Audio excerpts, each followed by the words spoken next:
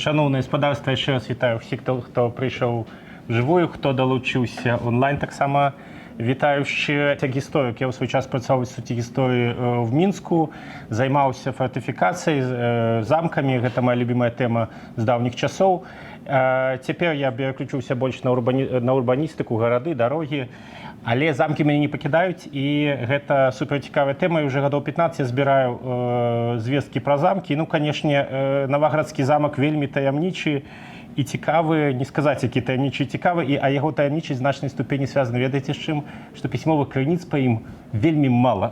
І тому він такий охутаний легендами, і ми за цими легендами мало що бачимо вогуле реально. Але тим не менш, коли назбирати цієї криниці, вельми ощадно їх скласти в хронологічному порядку, побачити все в цілому, тоді ми зрозуміємо, чим цей помник був і з чим його ядуть, так би мовити. Ну і почну я ще так само з такої лірики, ведаєте, а можете мені після закидати якби помідорами, як кажуть, за те, що в Новоградку я хіба рази два був. Пам'ятаю, якби замок. Ми зараз, є ще горші факти про мене. Ми зараз працюємо над книжкою про Бересть, там шиковний текст отримався, якби ми там розібралися, класний город, все таке. В Бересті я був разів 2-3. Тобто я такий класичний столичний історик кабінетний, як мене в Городні назвали столичним істориком, для мене це було забавно, який сидить там, збирає факти і з факти глядить на місце, хоча на території якби не зовсім знаходиться, але ведайте, що є плюс, коли ти ходиш і глядиш на здалек, ти бачиш зовсім інакше, чим той, коли ти живеш, переживаєш, і все по себе пропускаєш.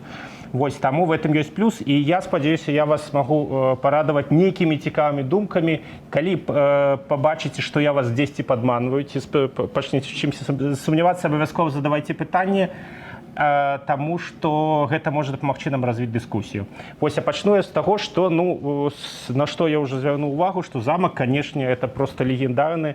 Він виглядає фантастично. Ти рази, коли я був на цьому замку, коли заходиш на цей замковий дядінь, глядиш в цю далечінь і, в принципі, відчуваєш себе в этих мурах, то это такое отчувание, нібито на неким Стоунхенджі знаходишься, і це таке, сапауди, відчування, яке не сустракаєш на інших замках хіба. І тому він, звісно, робить ураження.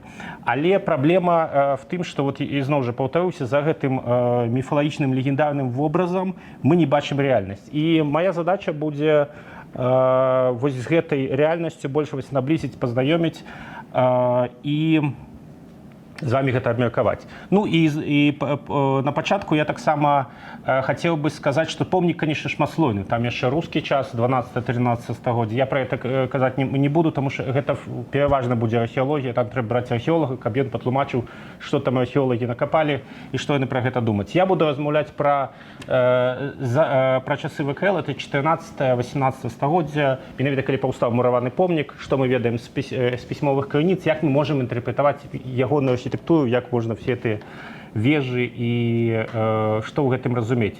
Ну і тут, конечно, такі цудоўны малюнак Езэпа Драздовіча, які показывае нейкую такую містычнасць гэтага замка, з яго б я і хацеў пачаць. В прынцыпе, такое дастаткова простае пытанне, а як мы ўвогуле можам даследаваць замак і што нам дапамагае нешта пра яго даведвацца. І тут ёсць некалькі рэчаў. Это першая археалогія. На Новоградскім замку, в прынцыпе, самая каштоўная это археалогія. На ёй можна археалагічныя даследаванні праводзіць і таксама архітэктурна-археалагічныя даследаванні. Што значыць архітэктурна? Таму што ў нас вельмі шмат мураваных канструкцый, іх павінны даследаваць адпаведныя спецыялісты. Это даследаванне муроўкі, даследаванне цэглы і гэтак далей. І вось гэтыя даследаванні нам могуць прынесці вельмі шмат інфармацыі. Я з вами зараз буду размаўляць, некаторымі сваімі думкамі дзяліцца і заўжды буду адсылаць вас да таго, што архітэктурна-археалагічныя даследаванні на этом замку зроблены вельмі, скажем так, давно і недасканала. Па сучасных методыках, я думаю, тут у нас прысутнічае архітэктар, у тым ліку, што замак можна даследаваць больш дасканала і у тым ліку удакладніць датаванне, нейкія асаблівасці некаторых частак. У нас гэтай інфармацыі пакуль няма, спадзяюся, в перспектыве гэтыя даследаванні праведзены будуць. Таксама мы можам абапірацца на пісьмовыя крыніцы і мы можам абапірацца на іканаграфічныя матэрыялы. Это значыць нейкія планы, старыя малюнкі і гэтак далей. І гэта ў нас не так і шмат. Калі пра археалогію казаць, у нас даследаванне замку пачалося дастаткова рана. Тут вы бачыце раскопкі польскіх археолагаў 20-х гадоў, якія праводзіліся пад кіраўніцтвам архітэктара Рамуальда Юртлера, і іх сэнсам было галоўным чынам захаваць помнік, таму што ён разбураўся пасля Першай светнай вайны. І калі вы разумееце, ну, як бы, калі кіраваў архітэктар, ён быў не зусім спецыялістам в археалогіі, у тым ліку методыцы, фіксацыі шліфовак і так далей. Таму, скажем так, прырезкі к стенам рабіліся не так дасканала, як бы это зрабілі археолагі, які маглі ў тым ліку па раскопках датаваць некаторыя, скажем так, муры. Але тым не менш сцены былі даследаваны. Далей, і быў якраз такі, паколькі працаваў архітэктар, ён уже паказаў нам, што замак як бы не аднамомантны, ён складаецца з розных частак, якія датуюцца зусім на розны час. І зразумець, калі што будавалася, вы разумееце, калі паўстае новы будынак, значыць, мяняецца функцыя, помнік змяняе выгляд, і ён пастаянна змяняецца. Ну і калі я яшчэ пачынаючы так, як бы заходзячы наперад, вы павінны разумець, што помнік архітэктуры ніколі не існуе в нейкім адзіным выглядзе, пасля разбываецца і мы яго прымаем. Ён заўжды перабудоўваецца. Заўжды, то есть нельга, мы можам рабіць толькі нейкія срезы там на 14 стагоддзе, на 15 стагоддзе, на 16, пастаянна все это мяняецца. І вывучэнне вось гэтых муровак, вывучэнне гэтых сцен дапамагае нам зразумець, калі, в які час, як ён выглядаў і што гэтыя, скажем так, муры нам могуць сказаць. Ну і вось такую карту, тым ліку, падрыхтаваў, план, прабачце, падмурку падрыхтаваў Рамуальд Юртлер. Вось, дарэчы, цікава, што першапачаткова гэты замак атаясамлівалі з Міндоўгам. Калі вы звернеце ўвагу наверсе на план, што план замку Міндоўга в Новагрудку. Прыехалі архітэктары, яны бачаць помнік, яны па яго амаль нічога не ведаюць. Вось легенда пра Міндоўга, якая хіба што існавала яшчэ з часоў Міцкевіча, яны як бы атрыбутавалі спачатку як бы Міндоўга як першая сталіца. Ужо пасля вайны працы ў 1950-80-х годах праводзілі расійскія, беларускія, савецкія археолагі. Ну і задача ў той час в першую чаргу ставілася вывучэнне старажытна-рускіх напластаванняў. Чаму рускі час, я маю на ўвазе старажытную Русь, вывучалі? Таму што змяніліся граніцы. І гэта так паўсюль даследавалася. Трэба было даказаць, што тут была Русь, і, значыцца, што Польшу мы пасунулі на захад, і трэба было даказаць, в Горні той ж сам праводзіўся.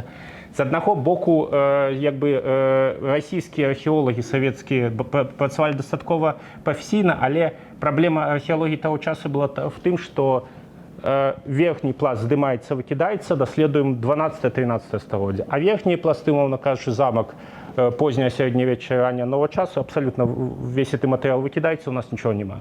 И в этом так само проблема. А архитектуру фактично оборончую фортификацию доследовал только... Тут вось вы бачите, дарэчы, добрые якостные раскопки церквы у цэнтры Новаградска замка Малеўскай Малевіч, і таксама шмат працавала Фріда Гуревіч. А архітэктуру даследаваў фактычна Міхась Ткачоў. Ён праводзіў свае працы ў 1969, 1970 або 73, розныя даныя ёсць у розных крыніцах. Ну і зверніце увагу, тут вот класічныя ягоныя планы, класічная ягоная рэканструкцыя прадстаўлены на гэтым малюнку. І зверніце увагу, вось наколькі, скажем так, проста зроблены план. Калі вы вось параўнаеце гэта з планам, напрыклад, які зрабілі на той час ленінградскія археолагі, які даследавалі царкву, то есть это суперпрафесійная дакладная археалогія. І калі мы бачым, наколькі проста выкананы план замка самога ўмацавання, мы разумеем, што даследаванні, скажем так, былі дастаткова простыя в плане метадалогіі. Ну а калі яны простыя, то яны не дадуць нам нейкай вельмі дакладнай інфармацыі, якая нам дапаможа раскласці і дакладна, скажем так, інтэрпрэтаваць этой знаходкі. Але тым не менш, Міхась Ткачоў – гэта чалавек, які у свой час узняў тэму замкаў Беларусі на неверагодна высокі ўзровень, яна дасюль існуе менавіта дзякуючы працы Міхася Ткачова, і ягоныя, скажем так, дасягненні, ягоныя часта працы, высновы я часта крытыкую ў сваіх даследаваннях, але не дзеля таго, што паказаць, што ён дзесьці памыліўся, а дзеля таго, каб наш вобраз замкаў трошкі вывесці на больш высокі ўзровень. Але як чаму хацеў сказаць, Міхась Ткачоў у свой час апроч даследавання падмурка, ён таксама сабраў вельмі шмат пісьмовых крыніц, ён фактычна зрабіў неверагоднае, ён сабраў цельную карціну для многіх замкаў, а сабраць эту цельную карціну, калі ў цябе крыніц вельмі мала, ты першы, вельмі складаны. нехай Ткачоў эту карцінку зрабіў. Але мы трошки эту карцінку зменім, тому што некаторыя даныя, якія мы цяпер маем, яны нам паказваюць, што не зусім вот так выглядаў класічна, як вы прывыклі вось гэты замак.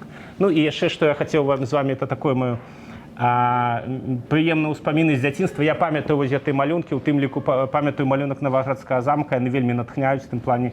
Наваградскі замак, ён ввогуле вельмі эпічны, асабліва на рэканструкцыях Сташчанюка выглядае. Такі вось верхні замак, такі форбург спускаецца з такой нейкай месцкай вежай. І вось гэтыя малюнкі, яны вельмі файна выглядаюць. І я ў свой час, падаецца, могу памыляцца, але, падаецца, я нават спрабаваў перамалёўваць гэта ўсё. Вось, это было сапраўды адзін з такіх самых фантастычных замкаў. З'явілася нават кшталту, не скажу, што брэнд, але семівежавы замак. Дзе яшчэ ў Беларусі быў семівежавы замак з мураванымі семівежамі, менавіта ў Наваградку. Але, забегаючы наперад, скажу, што вось гэтыя карцінкі, яны класічнымі сталі, але яны не адпавядаюць той рэальнасці, якую мы цяпер ведаем пра замак. І мы з Паўлам Татарнікам, ведаеце такого мастака, мы паспрабавалі з ім патрошку іначай візуалізаваць замак. Я пакажу вам візуалізацыі. Я скажу, што праблема, ён трошки іначай выглядае і, можа быць, нават цікавей. А і яшчэ забегаючы, і працягваючы размову пра вот гэты вось класічны від замка, які сфармуляваў Ткачоў, у нас ён развіваецца таксама в іншых рэканструкцыях. Вы, напэўна, бачылі, гэта рэканструкцыя літоўская 2015 года, металлоформа. Таксама перапрацоўка ідэй, которые реалізаваў Ткачоў, толькі в іншых формах. Выглядае шыкоўна, але все было не так. Скажем так. Скажу вам адразу, глядзіце, вот тут вот асноўная брама, пераезд Малы замак, брама зроблена проста в сцяне. Тады проста в сцяне ніхто не рабіў браму. Чаму? Па адной простай прычыне. Таму што брама самае слабае месца абароны. Ёй трэба абавязкова мацаваць вежы. Брама мусіць быць вежы, а тут няма вежы. І дапускаючы, што гісторыкі дапусцілі, хай будзе вот праезд. Вот менавіта прыкладна в гэтым месцы зараз знаходзіцца в'езд в замак. Але ён з'явіўся пазней. Тут не было вежы, тут не было праезда. Брама была не тут. І мало того, брама была нават не вот в так званай малой браме, тому што мы паглядзім, она вельмі вузкая. Вялікая брама мусіць быць метра 3, каб заязджае воз, можна было заехаць, як лагістыку арганізаваць. Гэтая малая брама, яна была невялікая, а брама была зусім в іншым месцы. І мы з вами пра гэта пагаворым. Вось, такім чынам, рэканструкцыя, ідэя Ткачова не зусім адпавядае рэчаіснасці, і мы паспрабуем яе зараз дэканструяваць. Калі ідзем далей па крыніцах, далей у нас ёсць пісьмовыя крыніцы. І глядзіце, самае шыкоўнае, это, канешне, мець інвентар. Што такое інвентар? Гэта поўнае апісанне замка. Калі ідзе нейкі ўраднік, он напісаў, тут стаіць такая вежа, ёсць толькі паверху, там ёсць такія вокны, шык проста. Напрыклад, па Гарадзінскаму замку ёсць 5 ці 6 інвентароў. Там, дзе яны апісваюцца, і можна нават вывучаць некаторыя змены і так далей. Па Берасцейскаму замку ёсць інвентары, можам і планы, інвентары ёсць, можам это вывучаць. Па Наваградскаму ніводна, поўнае апісанне замка. Але гэта праблема не толькі Наваградскага замка. Яшчэ больш катастрафічная сітуацыя, я б параўнаў, это, напрыклад, Віленскі замак. То есть сталіца ВКЛ, галоўны замак. Павінна быць море дакументаў, перабудовы, розныя транзакцыі і так далей. Нічога амаль няма. Чаму? Таму што ў свой час, 1655 годзе, Вільню увайшлі казакі і Масква, Вільня 3 дні гарэла, і хутчэй за ўсё многія архівы былі знішчаны, у тым ліку многія апісанні Наваградскага замка, які існавалі. А апісанні замка існавалі. Мне нават удалося знайсці згадку в 1623 годзе Крыштаф Завіша, як я тут пацытую, папісваў Наваградскі замак і тое, што да яго належала. Як мінімум, в 1623 годзе быў інвентар, і хутчэй за ўсё былі інвентары і з сярэдзіны 16 стагоддзя, з часоў Жігімонта Аўгуста, але пакуль нам не ўдалося выявіць, і шчыра кажучы, выявіць нейкія апісанні замка вельмі складана. Але калі б у нас былі, мы б даведаліся вельмі многа шыкоўных рэчаў, але будзем спадзявацца. Такім чынам, з пісьмовых крыніц, яшчэ раз, працягваем размову, мы можам толькі спадзявацца на нейкія ўрыўкі. То нейкія згадкі, напрыклад, в метрыцы, ці в нейкіх дакументах дзяржаўных, ці в нейкіх апісаннях, ці нават в карэспандэнцыі. Вот ёсць такая крыніца інфармацыі, карэспандэнцыя. Это калі ўраднікі паміж сабой перапісваюцца па розных пытаннях. І што такое праца з карэспандэнцыяй? Там можа быць всё. Ад надвор'я да нейкіх любоўных спраў, да нейкіх урад. І раптам в карэспандэнцыі можа ўсплыць нейкае пытанне з замкам, і будзе нейкая фактура па замку. Такія рэчы таксама ёсць, і у меня таксама ёсць згадкі. І вось збіранне вось такіх маленькіх згадак нам дае нейкую больш поўную карціну. І калі па іканаграфію мы кажам, то ў нас таксама ёсць у нас па горадні у нас ёсць малюнкі 1568 1600 году, па Берасці у нас ёсць планы 1657 году, па Наваградку у нас няма ні малюнкаў, ні планаў да часоў Расійскай імперіі. Фактычна самы ранні малюнак это Юзеф Пешка, канец 18 пачатак 19. Самы ранні план вось тут вось это другая палова 19 стагоддзя, это ўжо калі замак стаў адчувацца, успрымацца як каштоўнасць, яго пачалі замалёўваць. Это самы ранні план гарадзішча Наваградскага замка, прычым звярніце ўвагу, тут у нас ёсць план, ёсць замалёўка класічная, вось гэты від двух вежаў, і таксама зроблены абмеры вежы. То есть это одно самое, это сярэдзіна 19 стагоддзя, это вельмі рана. Але гэта самыя раннія, скажем так, крыніцы іканаграфічныя. Толькі што можна яшчэ згадаць, што у нас ёсць план Наваградка 1798 года, але там замак зусім так паказаны вельмі схематычна, две вежы, храмы і так далей. Так што з крыніцамі таксама вельмі слаба. І вось на гэтым усім цудоўным разуменні, што крыніц мала, мы паспрабуем з вами пагаварыць, а што ж гэта было. Ось. І тым не менш, калі разумець кантэкст і мець як бы шмат інфармацыі па розных іншых замках і все это складваць, то можна ўбачыць, чым быў гэты замак Наваградскі. І я пачну з таго, што 14-15 стагоддзя, калі паўстае замак. І гэта, канешне, змаганне ранняга ВКЛ Літвы з крыжакамі. Асноўныя, скажем так, падзеі военного кшталту, звязанные с крыжаками, и в этом контексте часто разглядаецца гісторыя пабудовы Наваградскага замка і яго функцыянавання. Тут я вам прадставіў карту нямецкага даследчыка Штефана Штрыглера. Гэта так званыя літоўскія шляхі Свеге-Берихтаў. Немцы опісвалі нямецкія крыжакі, яны опісвалі дарогі, якімі яны ж хадзілі, куды яны хадзілі, з кім ваявалі. І тут можна пабачыць, як немцы з кім ваявалі. І вось з самага краю зорачкай пазначаны гэта Наваградак. Яны даходзілі до Наваградка, яны ведалі дарогі, як туды дайсці, ну і, канешне, нападалі.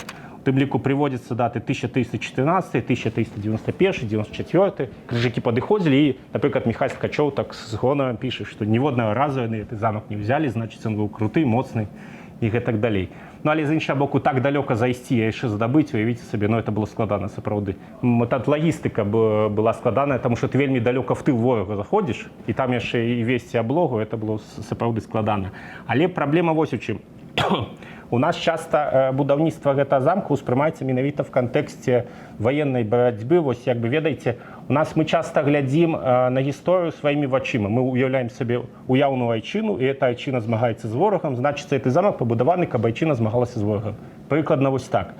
Але кантэкст будаўніцтва можа быць трошкі іншы, я б на яго хацеў звярнуць вашу увагу. Ну і тут яшчэ раз я звяртаюся да гэтага плану, і гэта ўжо план Ткачова. І тут паказана, мы зараз глядзім з вами на фрагменты муроў, выдзеленых толькі белым. Белым і чорным. Гэта самая ранняя фаза існавання замка. Ну, яшчэ вось гэтая вежа над калодзежам, яна пад пытаннем. І вось менавіта гэтая частка замка была пабудавана прыкладна в 14-15 стагоддзі. Калі это все было пабудавана?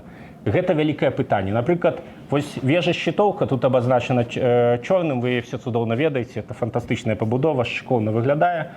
Паводле, як піша Ткачоў, ён пад падмуркамі знайшоў нібыта рэшткі пабудовы 13 стагоддзя, валынскі столб. Але ведаючы, як Міхась Ткачоў як бы не зусім дакладна правяраў гэтыя факты, можна дапусціць, што ён дадумаў. То есть мы не ведаем пра будаўніцтва валынскага столпа ў 13 стагоддзі. Далей, наступная фаза будаўніцтва замка часта звязваюць з Вітаўтам. Это канец, калі Вітаўт набывае ўладу в Вялікім Княстве, это канец 14, пачатак 15 стагоддзя, і ўжо часта сам Міхась Ткачоў і Валентин Соболь пішуць: Вітаўт пабудаваў, Вітаўт пабудаваў, Вітаўт пабудаваў. Вось все гэтыя часткі. Вежу Шчытоўку, далей вось гэтую умоўна белую сцяну, далей к касцельнай вежы, і вось гэты весь пас муру пабудаваў Вітаўт. Але у нас няма дакладна крыніц, якія бы это казалі. У нас ёсць толькі згадка, самая ранняя, гэта згадка посла імперскага Сігізмунда Герберштейна, які прыязджаў в 1526 годзе, і ён піша: вот тут замак, ён стаіць пусты, яго пабудаваў Вітаўт. Але разумееце, калі в 1526 годзе чалавек згадвае пра падзеі 100 гадоў таму, гэта ўжо амаль легенды. То есть все, мы вешаем всех, побачьте, собак на Вітаўта, а не ведаем нічога. У нас няма ніякіх згадак, будаваў Вітаўт ці не. І тут варта звярнуць на трошки інший аспект, я зараз покажу. І вот тут, як би, каб ви зрозуміли, якби замок одразу був не повністю добудований, він не був цельний. І що ще цікаво, от кожна сцяна, она могла прибудовуватися кожні 5 років. Там в один год поставили другую, далі витягнули третю і так далі. І тут я вам хотів такий чудовний приклад показати. У нас є вежа одна. Ну, ви уявляєте вежу. Ну, хіба що вежу за год-два могли збудувати, правда? А от у нас є вежа у Креві. Яна калісьці была, у нас есть здымкі этой вежы, вот слева это здымак до Першай светлай войны, калі яна яшчэ стаяла, справа гэта то, што засталося. І звярніце ўвагу, вось тут вось белым абазначана і явна ідзе іншая муроўка. Прычым муроўка, якая адрозніваецца ад ніжняй часткі. Прычым эта муроўка нават адрозніваецца па цэгле. І вот тут вось тут справа гэта сучасны стан, і вот звярніце ўвагу, снізу у нас ёсць першапачатковая муроўка, зверху у нас ідзе нейкая муроўка, якая ідзе за тым. Яна адрозніваецца па цэгле і па заправе. Дык вось уявіце, яны нават одну цэглу з ходу не маглі пабудаваць одну вежу з адной цэглы і зараз. Яны маглі закансерваваць, пакінуць. Ну і калі з'явіліся магчымасці, допустим, пачалася вайна, памёр князь, закончыліся грошы банальна, памёр муляр, кансервуецца все, пакідаецца да часу, калі з'явіцца мол. Пачынаецца адбудоўваць, прыязджае іншы муляр з іншай тэхналогіяй, который робіць іншую цэглу, которую робіць выкладвае. Это одна толькі вежа. А уявіце, вам сабе трэба пас в 200-300 метров выгнаць, ён явно будзе рознымі людзьмі закладвацца і па-рознаму будавацца. Напрыклад, калі мы с вами глядзім на Мірскі замак, і там все розныя вежы, ну так іх маглі будаваць, ну, можа не 5 розных майстроў, але розныя людзі маглі іх будаваць просто. І в розны час. Таму, калі мы глядзім вось на гэты складаны план, трэба разумець, што это не помнік, які будуецца адзін раз, это паступова все нарастала і будавалася рознымі людзьмі. Таму і разам з тым нам трэба заўжды думаць, і нам трошки трэба змяніць стыль мыслення ад таго, што вось нашы слаўныя продкі абаранялі нашу слаўную радзіму у больш практычны бок. Вось калі мы будуем сваю, умоўна кажучы, робім ремонт сваёй кватэры ці будуем для сябе дом, это мы для сябе робім. І мы вкладаем свае ресурсы. Вот пра замкі трэба таксама думаць в такім сэнсе, што хто будзе свае ресурсы в это вкладаць. Я вось калі мы глядзім якраз такі на Вітаўта, Вітаўт тут мог, я не адмаўляю цалкам, што Вітаўт нешта мог тут зрабіць. Але калі мы глядзім на Вітаўта, то для Вітаўта больш сэнсу было вкладацца в свае айчынныя маёнткі. Айчыны гэта тое, што яму засталося па бацьку. Гэта Берасць, Горадня, напрыклад. Он спачатку быў першапачаткова Вітаўт быў гарадзенскім берасцейскім князем. І вось якраз в гарадзенскі замак ён мог вкладацца, таму што это ягоная айчына, это ў яго не маглі забраць тэарэтычна ягоныя браты Гедымінавічы. А калі ён стаў вялікім князем, у яго ўжо былі зусім іншыя гарызонты. Ён ад моря да моря ён глядзеў і так далей. І ён вкладаўся ў цэнтральнай рэзідэнцыі Вільня, Трокі. Наваградак в гэтым плане, ён часта наведаў, зараз пакажу вам колькасць даты, калі ён наведаў. Ён часта наведаў Наваградак, але ў яго інтарэс мог трошкі Наваградка быў меншы. А вось што мы заўважаем, калі мы глядзім на ситуацию другой паловы 14 стагоддзя ў Вялікім княстве Літоўскім, што асобныя галіны дынастыі Гедымінавічоў будавалі для сябе замкі. Напрыклад, Альгерд, сынам якога быў Ягайла, будаваў замак в Віцебску. І гэта была яго адчына.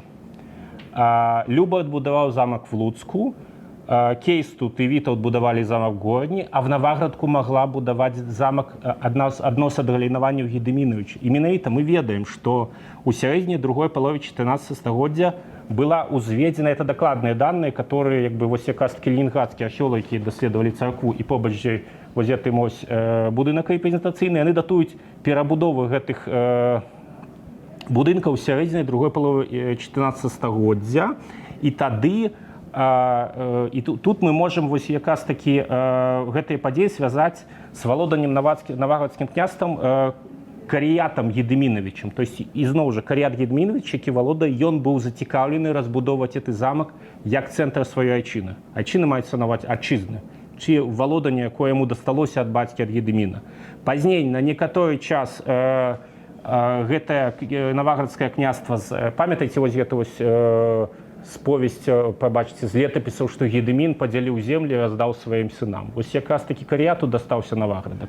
Пазней Наваградак быў заняты часова Кістутам, але вярнуўся ў далейшым сынам Карыяту Войдату і Таўцівілу. І вот мы можам якраз такі пачаткі мураванага будаўніцтва замка звязваць з гэтай адгалінаваннем вот гэтай вось дынастыі. Але, ну і што яшчэ важна, Карыят прыняў праваслаўную веру.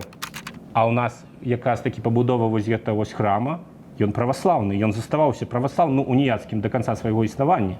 І пабудова храма якраз такі звязана з вот гэтым раннім часам яшчэ да хрышчэння Літвы, калі вся Літва стала арыентавацца цалкам на каталіцтва, будаваць паўсюль касцёлы і так далей. Такім чынам, пачаткі вось гэта мураванага будаўніцтва варта адносіць да больш ранняга часу. І што мы ведаем? У нас тады паўстае вежа-шчытоўка. Ну, дакладна, больш-менш можна казаць, што ізноў жа мы не ведаем, калі хто пачаў будаваць, але ну хіба што в канцы 14 пачатку 15 уже была вежа-шчытоўка. Што тут цікава? Той, што вежу, тут існавала вежа 13 стагоддзя, гэта вельмі смелае дапушчэнне Ткачова, спадзяёмся, што это хтосьці праверыць, але як бы там ни было, Ткачов таксама піша, што вежа 13 стагоддзя нібы разбурана, і тут пабудавана цалкам новая в канцы 14 пачатку 15. Гэта 12 на 12 метраў, і гэта, про это все пишут, это однозначно жилая вежа. Как вы разумелі, палацы вось на той же самой реконструкції Ткачова, побачите, там завжди малюють палац паміж гэтымі вежамі. Гэтага палаца не было. Там былі нейкія гаспадарчыя будынкі. Жылым будынкам была вежа, і што яшчэ важна, апроч, што в этих вежах важна, апроч таго, жыць там насамрэч незручна. В нормальные часы яны хіба што жылі в драўляных дварах, зручных, цёплых і так далей. Але гэта сімвал улады. Гэта вежа, яна для прыёмаў, для рэпрэзентацыйных сустрэч і таксама для таго, што калі вежа ўзвышаецца, яна сімвалізуе, хто тут галоўны, і калі эту вежу асацыюеш з уладаром, тады ты разумееш сілу гэтага уладара, які можа пабудаваць такія рэчы. То есть тут вельмі высокі сімвалізм, і гэты сімвалізм будзе захоўвацца да пачатку 16 стагоддзя. Я вам звярну увагу на трошкі іншы будынак. І чаму вежа жылая, пра гэта таксама многія звяртаюць увагу. Тут мы бачым такі цудоўны эркер выступ. Вы, напэўна, і частка яго да цяперашняй часу захавалася, вось гэты выступ у 2010 годзе, зараз ён яшчэ больш абвальваецца. Ці ведаеце ягонае прызначэнне? Так, это прибиральня. У свой час я не зусім слушна выкарыстоўваў тэрмін данскер. Насамрэч данскер это трошки іншае, немцы выкарыстоўвалі. Гэта просто данскер, это калі асобную вежу прям немцы выносілі і называлі данскером прибиральняй. Гэта прибиральня. І прыбіральня гэтага, як бы вам сказаць, гэта вельмі сведчыць пра вельмі высокі клас і, скажем так, гэтага будынка. І тое ж, конечно, што ён быў жылы. Ну і паглядзіце, калі гэта ў нас вежа канца 14 пачатку 16 стагоддзя, это прыбіральня захавалася, она самая старая. Не только в Беларусі, в прынцыпе в этом рэгіёне. І гэта само па сабе вельмі цікава. Ну і мы далей з вами пабачым, што тут вельмі часта быў Вітаўт, і калі это будынак рэпрэзентацыйны, то ён явно выкарыстоўваўся для побыту Вітаўта. Ну і, канешне, можна сабе ўявіць Вітаўта вот за справамі в гэтай прыбіральні, таму можна сваю фантазію пускаць в гэта. ДНК збіраць, да, вот можна гэта, но зразумееце, в чым сэнс. Канешне, это трошки смешна і так далее, але такіх рэчаў просто нідзе не захавалася больш. І мы можам на рэальным месцы пабачыць рэч, которая связаная, я просто, ну, я выбачаюся, як бы это не павучала, дыхае просто этой гісторыі. Вось, таму это вельмі унікальная рэч. На жаль, она часткова страчана, але тым не менш, яе можна як бы закансерваваць і часткова аднавіць. Вось, шчытоўка. Апроч таго, што шчытоўка жылая, у яе была яшчэ вельмі цікавая функцыя. Менавіта яна была брамай першай, самай галоўнай. І в чым і тут сэнс быў, канешне, это, па-першае, это вельмі масіўная пабудова, і яна не выходзіла роўна в чым сэнс быў будаваць замкі з відам на, умоўна кажучы, на поле з шырокім даляглядам. Мост заварочваўся, але вораг не мог прямым ударам напасці на гэты замак. Вораг не мог навесці гармату роўна табе на вароты і проста снесці адным стрэлам вароты. Яму трэба было дабегчы туды, а пакуль ён дабяжыць, яго абстраляць, і той, хто дабяжыць, можа пастарацца паламаць гэтую браму. Аб тым, што гэта брама, тут вось вы бачыце сверху такія невялікія абмеры. Гэта абмеры вельмі цікавыя і свайго кшталту. Яны былі зроблены в такія дастаткова смутныя часы в 1942 годзе, калі ішла Другая светная вайна, але сюды даехаў вядомы нямецкі даследчык замкаў Берхард Шмідт. І ён якраз такі зрабіў таксама адны з першых абмераў гэтай вежы. Ён таксама для яго было відавочна, што это брама. Ну, плюс мы, ведаючы, што это даследчык замкаў, ён як бы, ну, мог разбирацца в таких рэчах. І ён вот якраз такі, звярніце ўвагу, ён тут праезд брамы малюе. Ну і чаму эта брама, звярніце ўвагу, якія цудоўны такі востраканечны праём тут намаляваны, такі гатычны. Зараз там все закладзена, вы просто глядзіце в сцяну і не бачыце гэта, а праём быў.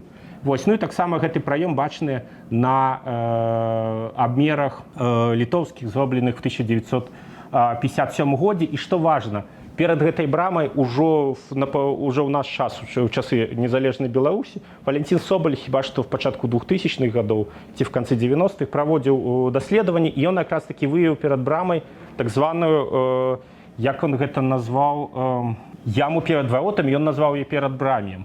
Памерам 10 на 5 метраў, 10,5 на 5 метраў, але калі мы сягаем до пісьмовых крыніц, у пісьмовых крыніцах это называецца так званая ўзводная яма. Это значыць быў узвод, пад'ёмны мост, які закрываў вось гэты вось яму спецыяльна зробленую, вымураваны. Калі вораг нападаў, пад'ёмны мост падымаецца, у нас утвараецца перад пад'ёмным мостом у нас яма глыбінёй там 3-4 метры. І каб пачаць ламаць этой вароты, ты пачатку павінен што-то з этой ямай зрабіць. Это называецца ўзводная яма. Падобная ўзводная яма таксама ёсць у Мірскім замку.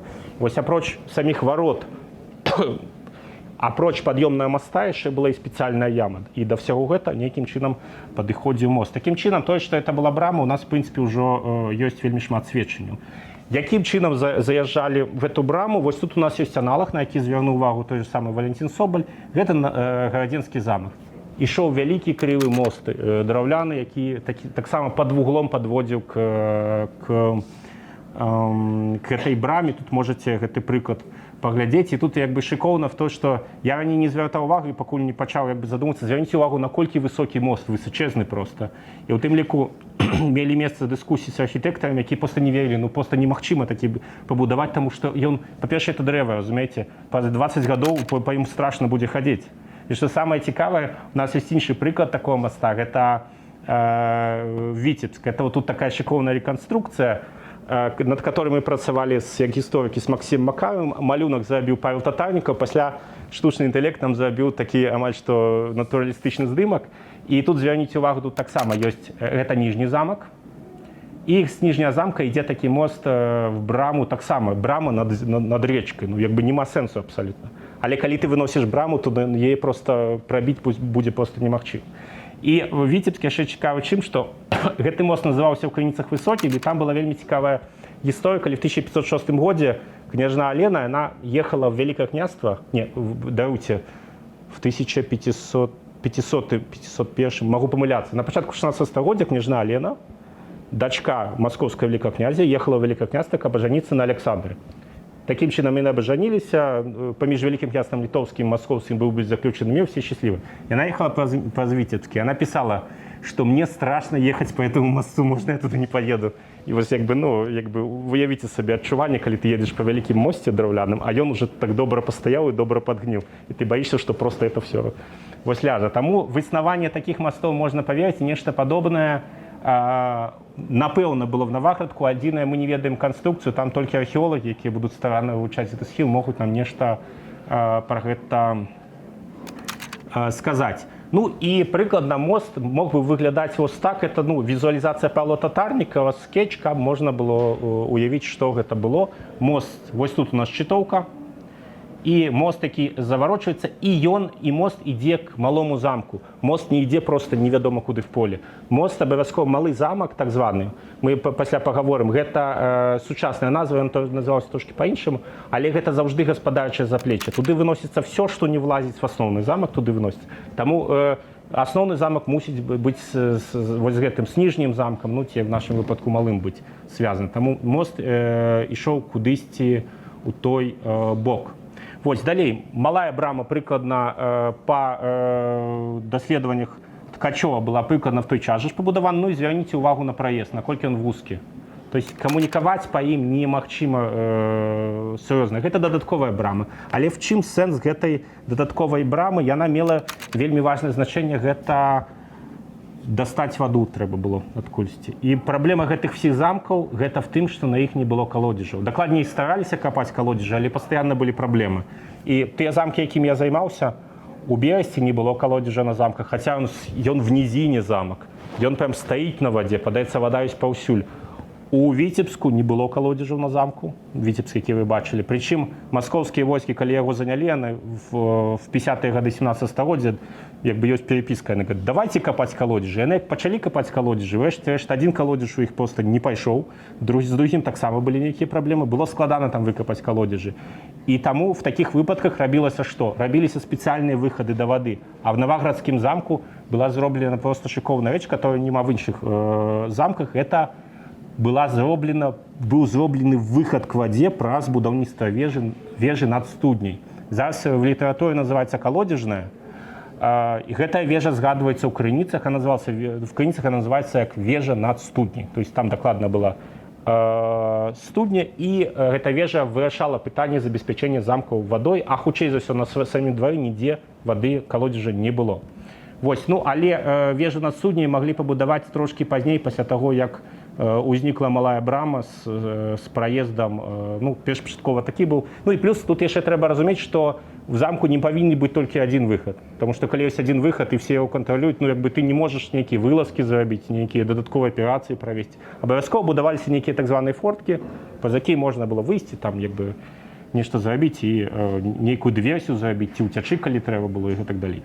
Вось, і тут справа, вы бачыце, гэта вадзяная вежа в камянцы, як это магло выглядаць. Плюс вось гэты праход в сцяне, яго апісвае Ткачоў, і в дадзеным выпадку я яму верю, хіба што яны расчысцілі, яны пабачылі гэты праход в сцяне, як можна было спускацца да гэтай вежы над студняй. Ну і таксама прыкладна в гэты час была пабудавана касцёльная вежа. Наколькі назва аўтэнтычная, вось апроч шчытоўкі, якая шчытоўская, мы з вами пабачым в дакументах, і вежы над студняй, і іншыя все назвы, гэта назвы з літаратуры хіба што 20-го стагоддзя. Вот наконт касцёльнай я сумняюся, можа быць, в крыніцах і сустракаецца. Я вось як бы, ну, мне падавалася ёсць, я зараз правяраю, не знайшоў. Але все астатнія назвы вежаў это чыста назвы, якія прыдумаў Міхась Ткачоў. Праўдападобна. Можа быць, да Міхася Ткачова яшчэ нехта фармуляваў, можа быць, палякі назвалі, напрыклад, малая брама. Але гэта все назвы менавіта, якія далі гісторыкі 20-го стагоддзя. Яны вельмі зручныя, каб разумець, якая вежа, але тым не менш яны не аўтэнтычныя, гэта трэба разумець. Вось толькі шчытоўка і вось вежа на студні, яны аўтэнтычныя, яны з таго часу паходзяць. Вось, ну і ўрэшце у нас такі атрымаўся замак, і да часоў панавання Вітаўта плюс-менш ён, вось гэты вось белая сцяна была пабудавана. Так, 40 хвіліначак прайшло, у нас яшчэ ёсць трошкі час. І што яшчэ трэба звярнуць увагу? Замак не быў у часы Вітаўта дабудаваны да канца, і это было нормально для таго часу. Я вам привяду прыклад Віцебска, который мы дастаткова дакладна па апісаннях, дарэчы, па Віцебску там 4 ці 5 інвентароў ёсць, каб, ну, як бы можна пазаздаваць, тут не водна, а там 4 ці 5. І мы змаглі палічыць, што у Віцебску велізарны замак Альгерда быў верхні замак, і ён 26% не было дабудавана сцяны. То есть 26% было драўляны. На ніжнім замку 41% умацаванню лініі перыметр не быў дабудаваны, была драўляная сцяна. І в Наваградскім замку таксама частка замка была драўляная, вось у прыватнасці вось тут вось гэта было дабудавана в пачатку 16 стагоддзя. Это было нормально, таму што, ну, не хапала сродкаў, не хапала інвестыцый. Тая ж самая сітуацыя была в Луцку. Луцк таксама не быў дабудаваны ніжні замак да канца. Гэта была звычайная сітуацыя. Далей, калі мы глядзім на функцыянаванне замка, тут вельмі зручна да функцыянавання розных рэзідэнцый, тут вельмі класна глядзець так званыя ітынерарыі манархаў. Ітынерарыі – это апісанне падарожжаў манархаў. Дзе яны, колькі часу былі. І вось Наваградак вы можете параўнаць у параўнанні з іншымі рэзідэнцыямі. Вось тут у нас две галоўныя цэнтральныя рэзідэнцыі вялікіх князёў, гэта Вільня і Трокі. Вось тут у нас Горанья таксама вельмі выгадна выдзяляецца. І вось тут у вас Наваградак трошкі меншы, але тым не менш, паглядзіце, колькі час тут пазначаны гады, калі мы фіксуем, што вялікі князь в гэтым замку бывае, в гэтым горадзе, замку в горадзе. І от зверніть увагу, принаймні з 1393 года, это уже час панавання Вітаўта, і аж до 1429 года, як часто він там бываў. То есть, якби, теория об том, что Вітаўт будовал этот замок, и она в этом плане может иметь сенс. Хотя я все-таки допускал, что початки мураванного замка сягают до, скажем, Карията и ягоных сынов. Але Вітаўт наведвал, ну и замок гэты у тым ліку вялікія князі даведвали до початку 16 стагоддзя, калі уже там пачаліся новые часы, и вялікім князям уже гэтыя рэзідэнцыі зусім патрэбныя не былі.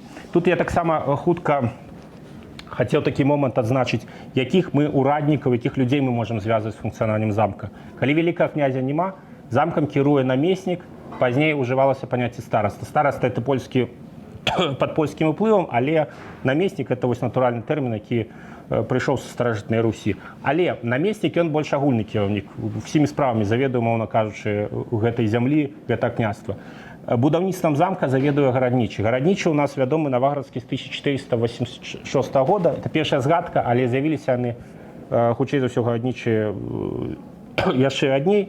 Сэнс службы гараднічага, ён, ну, як вы разумееце, гараднічы горад, ён будуе умацаванні. Ён мусіць сабраць всіх людзей, раздаць ім участкі, каб яны нешта будавалі. І таксама у гараднічы быў, інстытут гарадніча быў аб'яднаны з інстытутам ключніка. Ключнік – это той, хто збірае, мовна кажучы, з усіх даніну, прадукты і гэтак далей. Па княстве забяспечвае замак прадуктамі.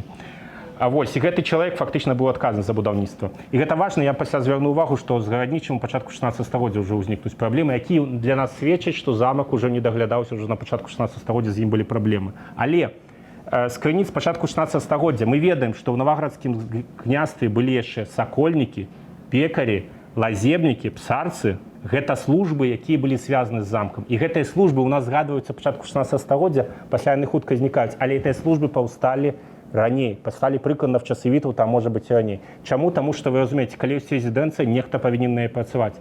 Як это все працавала? Некаторых людзей садзілі на службу псарцоў. Это псы, собаки, поляванне, зверинец. Хіба што каля Наваградку быў зверинец, але я зараз не ўпэўнены. Пекари павінны быць, лазебнікі, это лазня, разумееце. Ну, все гэтыя службы абслугоўвалі рэзідэнцыю. У 16 стагоддзі пачатку мы бачым, што замак уже не выкарыстоўваецца. Гэтыя людзі яшчэ згадваюцца па службах, пазней яны сталі звычайнымі прыгоннымі або баярамі і гэтак далей. Але згадкі пра іх яны паказваюць, як замак функцыянаваў раней. Ну і мы ведаем, што в 1511 годзе, напрыклад, калі Магдыбургскае права давалася, мяшчане былі вызвалены ад варты, значыцца, раней яны неслі варту в замку, яны ахоўвалі замак. І в 16 стагоддзі у нас яшчэ згадваецца такі варотны. Варотны – это слуга, які пастаянна стаяў на варотах, мусіў замыкаць і гэтак далей гэтыя вароты. І в 1551 годзе згадваецца забаўная гісторыя, як разбіралася справа пра гвалтоўны напад на замак, калі былі выбіты вароты і пабіты варотны Іван. Ну і так мы пра это варотна даведаемся. Ну, відавочна, разумееце, там не было ніякага гарнізону, такіх мушкецёраў і гэтак далей. Там быў проста адзін варотны, на якога напала ці то шляхта, ці то мяшчане, вырашылі пакалаціць яго за нейкія справы. Ну, як бы, гэта ўжо не была нейкая там неверагодная фартэцыя гэтых. І тут яшчэ трошкі цікавых рэчаў, ядра, якія былі знойдзены, іх якраз такі з часамі, прыкладна, часамі Вітаўта, 15 стагоддзі можна звязаць, это позняе сярэднявечча. Это не 16 стагоддзя, это ранейшие часы. Ну и мы переходим в 16 и что у нас в 16-м? Давайте я постараюсь уже трошки вас пошкодовать так поздно.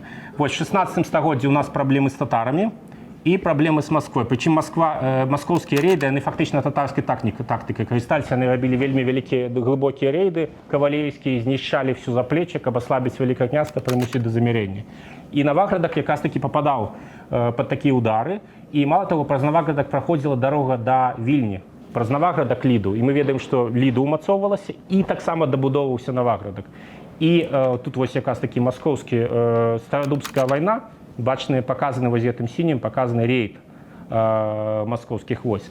І дабудоўваецца замак. Якія часткі былі дабудаваны? Вось тут был дабудаваны ад Шчытоўкі на атрымліваецца на захад, была пабудавана сцяна, і таксама вось тут нешта дабудоўвалася. І у Ткачова таксама ёсць пытанні па вось этой калодзежнай вежы, таму што в адным месцы ён піша, што это часы Вітаўта, в другім месцы он піша, што это пачатак 16 стагоддзя. Таму мы можам сабе уявіць, наколькі дакладна датаваны гэтыя, вывучаны гэтыя все падмуркі. Але як бы там ни было. І вось гэтай пабудовы все разглядаюцца в кантэксце абароны замка. Але звярніце ўвагу, вось якраз для мяне гэта не аж так відавочна, хутчэй я в этом сумнеюся. Звярніце ўвагу, абарончыя вежы, яны выступаюць за перыметр. Для чаго? Для того, каб фланкіраваць перыметр. А тут у нас будуецца вежа, якая не выступае за перыметр. Яна внутри. Мало того, вежа для обороны не потребна великая вежа. А тут у нас вежа 14 на 14 метров, самая великая вежа. Ткачова є ось тут ось візуалізована. Євген Кулік, мастак, її візуалізував, якби назвав її дозор, це ніби сама велика вежа, огляд, оборона і все таке. Але, на мою думку, тут треба шукати, а хто ж це мог побудувати, хто мог в це вкластися. Пам'ятаєте, кому це вигідно? Старосты не давали на такое гроши. Старостам это не было потребно. Великий князь, который, Александр, который с 1500 года в Пазыків страшный залез, потому что ягоное войско в 1500 году разгромили. Страшно, он начал наймать войско. А наемное войско – это страшные гроши. У него не было грошей, финансовых интересов будовать там некие пригожие вежи. Але хто мог будовать тут мураванные будинки? Ну і наконт выгляда яшчэ гэтай вежы трошки тэхнічная такая справа. Ткачоў рэканструяваў выгляд этой вежы, нібы чацвярык на васьмярыку на падставе вось гэтай выявы. Вот тут снизу можете побачыць, што гэта такое. Цяжка зразумець увогуле, што мы тут бачым. І нават цяжка зразумець, можа быць, тут у нас не самы гэты вялікі замак, а той малы замак, можа быць, штосьці на малым замку.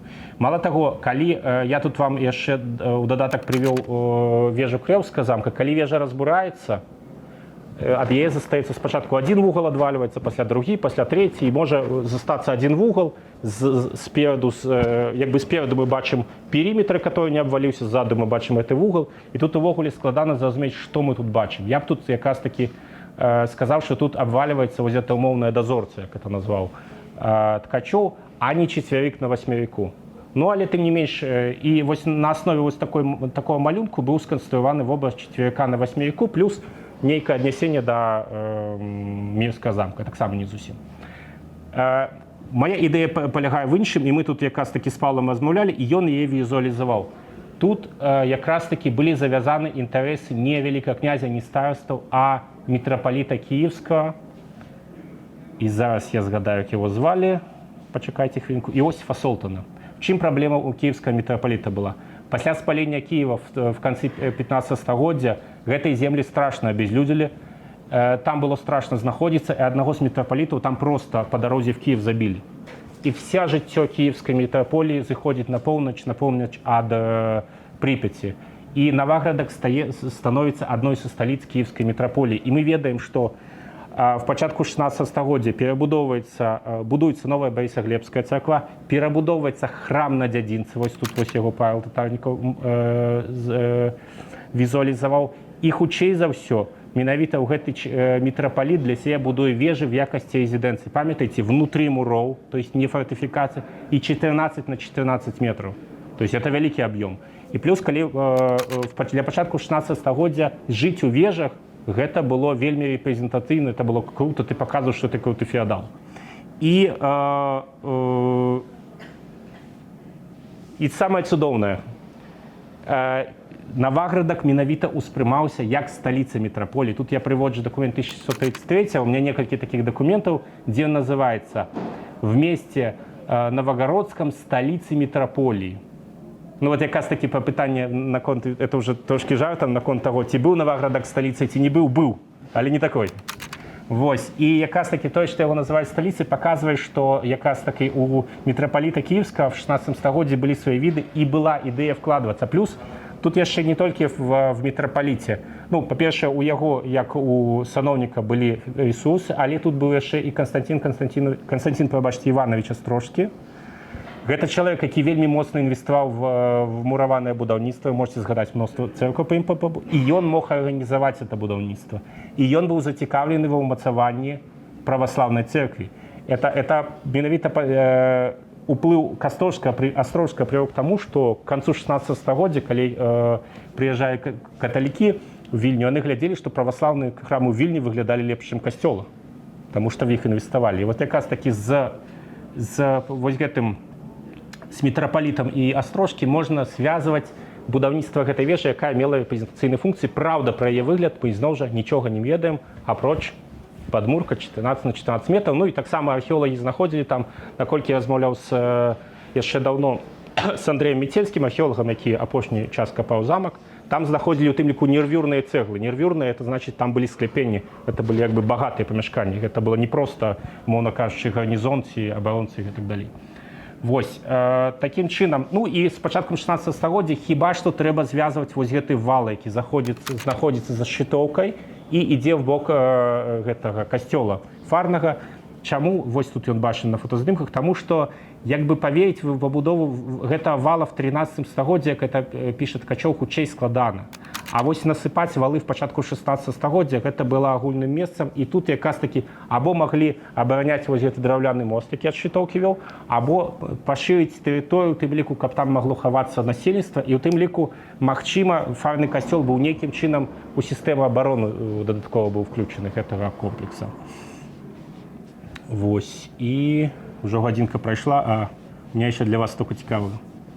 Мы еще к письмам крыніцам зусім не пошли. Ладненько, я поспробую хусенько. Глядите, вот это малы замок, вы тут бачите реконструкцию. Насамрэч в крыніцах малы замок, это уже поздняя назва, хутчэй все так само Ткачоў сфармуляваў. Насамрэч в крыніцах это называется прыгарадак, акольны горад або паркан. Гэта такія традыцыйныя назвы для дадатковага ўмацавання перад галоўным замкам. І што мы пра гэты замак ведаем? Ну, амаль што нічога. Але вось мы ведаем, што на яго тэрыторыі знаходзілася адна з самых старажытных цэркваў. Гэта царква святога Івана, як яна называецца в крыніцах. І таксама, тут я працытую, 1589 год, мур стары ў акольным Наваградскім замку і вежу старую над студняй лежачую, вежа старая, это вось эта колодзежная, збудаваць. Ці аправіць там мелася на ўвазе. Гэта значыць, што вакол гэтага паркана ці прыгарадка таксама быў нейкі мур, мураваная сцяна. Якая яна была, ізноў жа мы не ведаем. Але вось паглядзіце, для прыкладу, на Гарадзенскі замак, вось гэта вось паркан Гарадзенскі, ну або ніжні замак. Звярніце ўвагу, вось тут вось рэшткі нейкага мура ідуць. Ну вот нешта такое, магчыма, частка тэрыторыі вось гэтага малого замка была таксама мацавана. Плюс Ткачоў там лакалізуе таксама нейкую мураваную вежу, але ягоныя, скажем так, апісанні гэтай вежы хутчэй вводзіць вялікія сумненні, што гэта была сапраўды. Ну, але гэта для праверкі, зноў жа, археолагамі. Это значыць, на малым замку таксама быў нейкі мур. Што мы ведаем в 16 стагоддзі пра замак? Герберштейн, я вам казаў, в 1526 годзе імператарскі пасол едзе, піша «замак пуст». Что значит замок пуст? Это значит, он не выкарыстоўваецца. Вялікі князь туды ўжо не ездзіць. Старастам ён не патрэбны, таму што сэнс работы староста, каб взять грошы са старосты і пусціць на свае патрэбы, а не вкладывацца в нейкія там замкі і так далей. Мы яшчэ ведаем, што в 1551 годзе з Вільні ў Наваградскі замак высылаліся гакаўніцы. Гакаўніцы — такія цяжкія стрэльбы. 30 гакаўніц было выслана. Вот тут вы можете побачыць якраз такі рассылку этой гакаўніцы. Ось тут Наваградак. Ну, в 1551 годзе яшчэ было страшнавата, што татары могуць вярнуцца і нам што-небудзь папаліць. Таму Наваградак на всякі выпадак умацавалі. Мы таксама, у нас нават ёсць такая прыгожая дакументик, такі вельмі незразумелы, не до конца зразумелы, гэта калібры гармат у Наваградку. Это з аднаго боку можа сведчыць, што там былі нават гарматы, але ёсць адна праблема. Наваградак в той час быў і в інфлянтах, і мы не ведаем, які это Наваградак. Такім чынам, Наваградак ці Дынабург тады называлі Наваградкам, калі не памыляюся. Трэба яшчэ праверыць. Але Наваградак дакладна быў іншы ў інфлянтах, і, магчыма, гэта якраз такі па-інфлянскі, а не пра наш. Такім чынам, мы не можам сцвярджаць, што дакладна былі гарматы. Замак быў пусты, таму што ён быў непатрэбны, і пасля 51 года это быў уже глыбокі тыл, ніхто в это вкладацца не хацеў. Вялікі князь і так быў увесь па зыках, ён там весь фронт абараняў, у яго там наёмнай арміі стаяла, ён не вкладваўся в гэта, ён туды не ездзіў. Старасты забралі грошы на сябе. І в чым праблема замку ў 16 стагоддзі? Я працаваў з кнігамі метрыкі Вялікага княства Літоўскага, прабачце, уже трошки паскараюся, загаварваюся. Не ўдалося знайсці ніводнага пушкара. Значит, там просто, ну, як бы мілітарны складнік быў вельмі нізкі. Не ўдалося знайсці звестак пра нейкіх муляроў, звязаных з гэтым замак. Это значит, что замак не аднаўляўся. Уявіце сабе любы мураваны будынак, дах проваливается, пасля пачнецца дэструкцыя сцен, это все пачынае разваливаться. Никто за этим не доглядал. А мураванные конструкции были вельми складанные. Селян просто не сгонишь, каб отбудовать стену, поставить дах, потому что ну, селяне это не умеют. Селяне могут зруб побудовать, городни поставить. И вось на фоне этого я працитую просьбу Наваградской шляхты 1568 года. Что просите господаря его милости, абы замок Наваградский, звлаща окольный, который праве до грунту есть опалы. Окольный, памятаете, это вот другий замок. До грунту есть опалы. Через тых, хто повинен збудован был, и до дозрения того будования, żeby королевская милость городничий там был подан и установлен. Это значит, городничего не было. Это не будовалось, городничего не было. Никто это не занимался, это все развалилось. Даруйте, я трошки эмоційно это все обов'язую. Мало того, якби шляхта вже не виконувала своїх обіцянь, ну, обов'язків, пробачте. А замок Вышний бьете челом его королевской милости, абы за скарбу своего господарского поправить стрельбою, а патрите рачила сказать. Отказ великокнязя. То его королевская милость заставить рачил водле стародавнего обычая. Что значит? Значит, Вышний замок, вот гэты, великий замок, мусил великий князь со своих финансов отбудовать. Замок, в який он уже 50 годов никто не ездил. Думаете, у него было великое ожидание это будовать и выделять финансы? Ну, и он мог знайти, куда эти гроши пустить. И вот это вот рачил водле стародавнего звичаю покинуть, это значит, хай все будет так, как и было, якби, робите, что хотите, я не буду на это инвестовать. Ну, якби, а шляхта у нас якби достатково народ цікавий, яны завжди хочуть, каб зарадзіму за гэта, але мы да это не будем скидываться, хай великий князь нам все заплатит, побудуе, зброю купіць і гэтак далей. Таким чынам, праблема, ніхто не хацеў гэта фінансаваць, і самая для мяне паказальная это праблема з гараднічым. Гарадніча не было, а в 1633 годзе, 17 стагоддзя, ужо мы ведаем, што на гарадніцтва даюцца несчасныя 4 валокі, каб гараднічы хоць нейк мог сябе ўтрымаць. 4 валокі, каб вы разумелі, 2 валокі гэта надзвычайна добрага рамесніка даюцца. На 4 валокі на гарадніча это ні аб чым. Это ну нейкі вельмі мізэрны ўраднік, які за гэтыя 4 валокі нічога на замку не зробіць, толькі будзе сам забяспечваць сваё жыццё, скажем так. Вось, ну і ўжо пераходзім в 17-18 стагоддзя. Тым не менш, замак працягваў, ён разваліваўся, але выконваў 3 важныя функцыі. Замак быў, там утрымлівалі вязняў. І тут я зацитую якраз таки один урывачак з корреспонденции 1631 год. Пишут Яну Станиславу Сапегу, будет по-польску. Думаю, не будет проблему зразуметь. Припроводили судзы до замку Новогродского Попадьон, который в Вязницу треба было посадить. Попадью.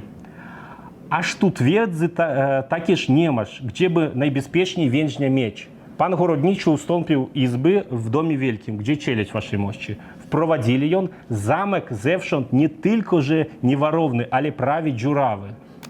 1631 год. Ну и вот прикладно можно, вот вы бачите Витебские замки в 1664 году, коли замурованными конструкциями не доглядать, вот они перетворяются в такие пригожие маляўнічыя руины. Хіба что Наваградский замок был трошки пригожейший, чем Витебский. Другая функция, трошки больше заховалась. Другая функция – это архив, захование книг. Тут был у нас центр воеводства, и у нас тут отбывались суды.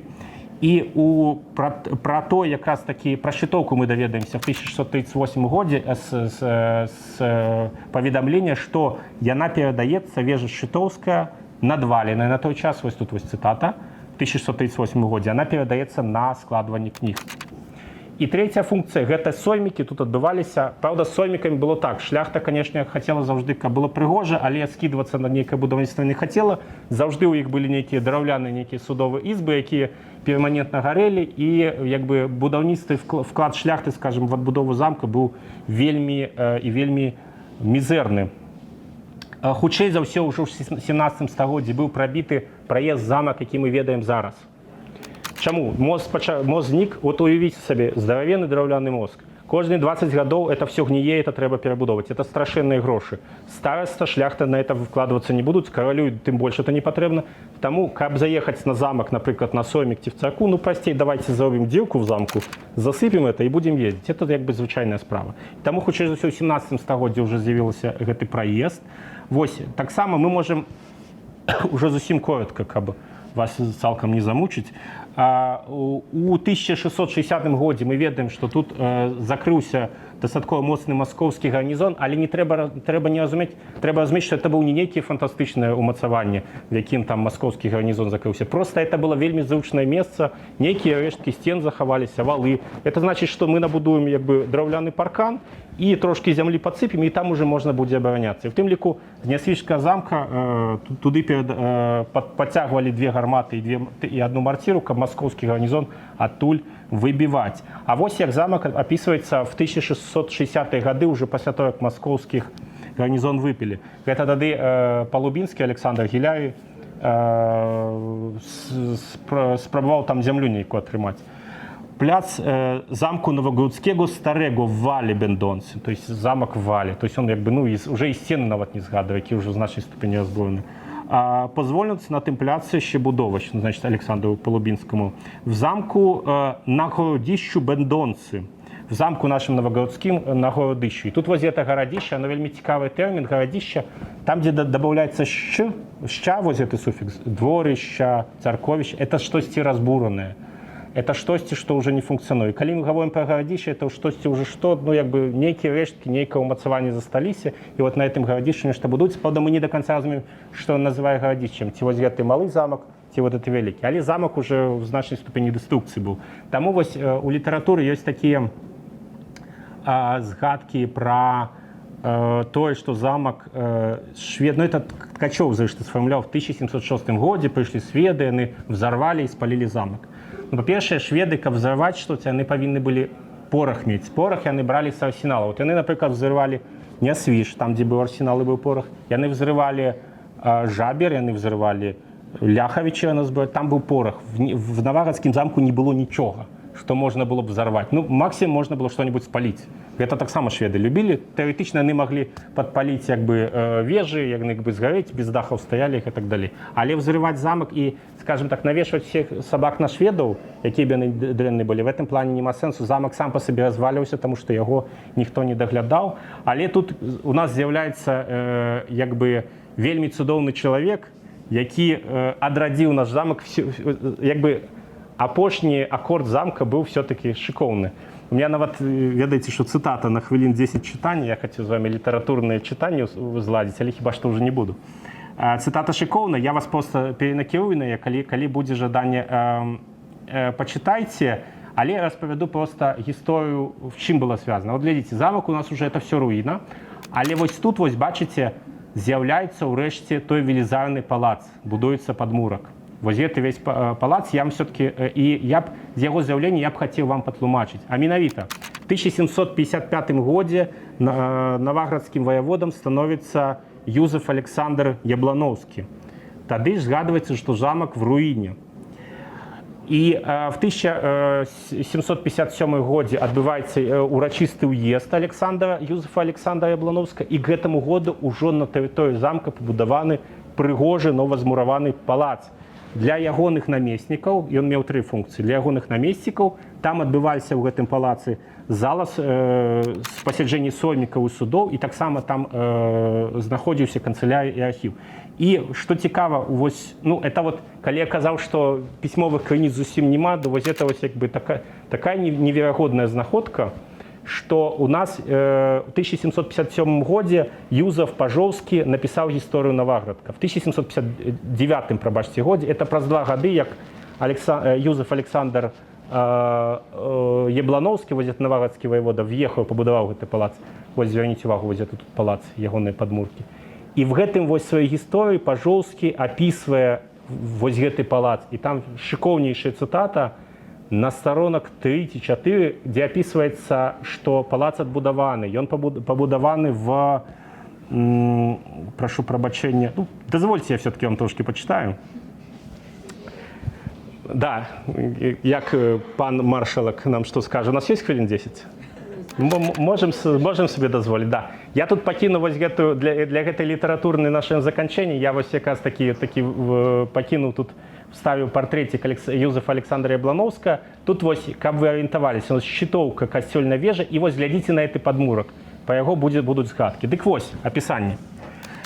Пасля гэтага на працягу некалькіх дзён адбываліся шляхецкія суды, это 1757 год, якія ў публічнай грамаце абвясціў перад сваім прыходам найяснейшы ваявода Юзеф Александр Яблановскі, клапоцячыся пра агульнае дабро. Ну і тут я яшчэ зраблю адступленне, хацеў бы выказаць падзяку за гэты цудоўны пераклад Ганні Паўлоўскай, таму што гісторыя напісана па-лацінску. Тут мы маем ужо цудоўны пераклад.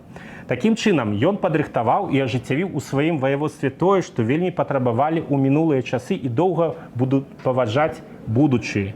Не хапала перадусім у Новагародку месца больш выгодна, дзе б збіралася шляхта на свае соймікі, гродскія і земскія суды. Унутры замка каля вала стаяла дастатковая вялікая будыніна, але ў сувязі з тым, што была драўляная, яна знішчылася ад суровага клімату. Месцамі абвалілася і пагражала абвалам. Хутчэй за ўсё маецца на ўвазе нейкая будыніна на гэтых старых падмурках, яны больш старажытнымі былі. Але падмуркі былі мураваныя, а будыніна была драўляная. Канцелярія ці варштат для пісання і апечатвання грамат, архіў ці сховішча дакументаў, у якім захоўваліся дакументы ці запісы як шляхецкія, так і земскія, былі ў горадзе таксама драўляныя. Таму часта здаралася, калі узнімаўся пажар, шмат з іх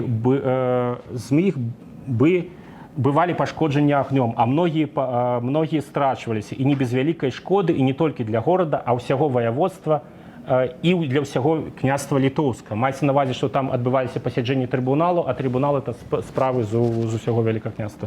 І страціць архіў гэта было вельмі страшна, таму што адразу вся дакументацыя яна страчвалася. Акрамя таго, паводле звычаяў каралевства там была вязніца, схаваная ў найглыбейшых нетрах зямлі, у якой прымушаюцца да пакарання паводле грамадскага права і статута пераважна шляхецкія мужы, якая звычайна знаходзілася ў вежах замкаў ці горада. І тут трэба яшчэ разумець, што вязніцы для шляхты і звычайнага люду яны адрозніваліся. І звычайна в такіх месцах будавалася шляхецкая вежа ці шляхецкая вязня, куды садзілі гэту шляхту.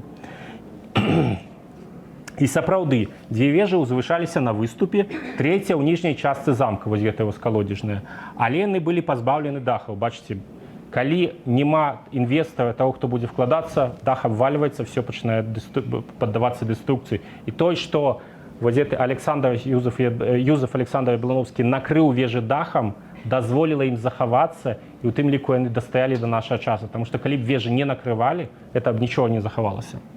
Яны былі знішчаны, і яны былі вельмі знішчаны і зламаны вялікім ветрам, і непагаддзю былі больш падобныя да бясформеных напаўразбураных муроў, чым да вежаў. З іх адна, а некалі таксама і другая акружала сваёй ніжняй часткай вязніцу, якая з цягам часу, напоўненая фрагментамі камянёў муроў, амаль цалкам зруйнавалася.